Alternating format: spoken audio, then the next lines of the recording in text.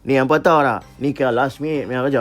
Lah ni di sepanjang bulan Ramadan kat area Kepala Batas, mereka ada buat karnival Mahabah Ramadan Shower at Bertam Square.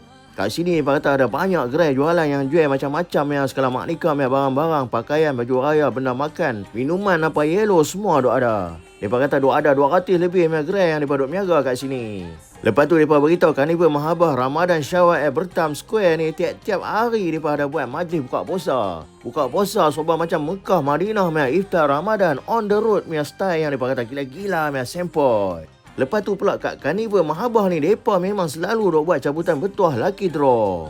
Hampa beli barang apa pun tak apa, RM20 ke atas kira hampa boleh dapat kupon cabutan bertuah. InsyaAllah kalau hampa ada rezeki hampa boleh menang hadiah utama sebiji kereta Prodo Azia yang baru koyak plastik punya. Hadiah kedua umrah untuk 10 orang pemenang. Dan hadiah ketiga motor pakai bateri EV punya motor untuk 5 orang pemenang. Free punya time dekat nak raya ni hampa boleh mai sini.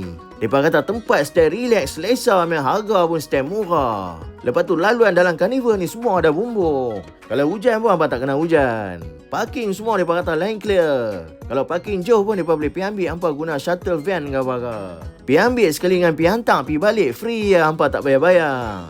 Lepas tu pula kalau hampa nak sembahyang tarawih kat sini pun mereka ada buat style live punya sembahyang tarawih. Sekali dengan tazkirah semua duk ada. Memang sempoi ya, tak? Karnival Mahabah Ramadan Shower yang mereka buat kat Bertam ni lah, ni kira edisi yang ke-17. Maksudnya 17 tahun lah mereka sudah buat karnival ni dalam bulan puasa. Yang mereka kata gila-gila punya sempoi. Detail dan tak nak rancau punya. Ni pun kira last minute punya kerja tak? Mereka baru panggil kemarin, dia meeting dia dan post video.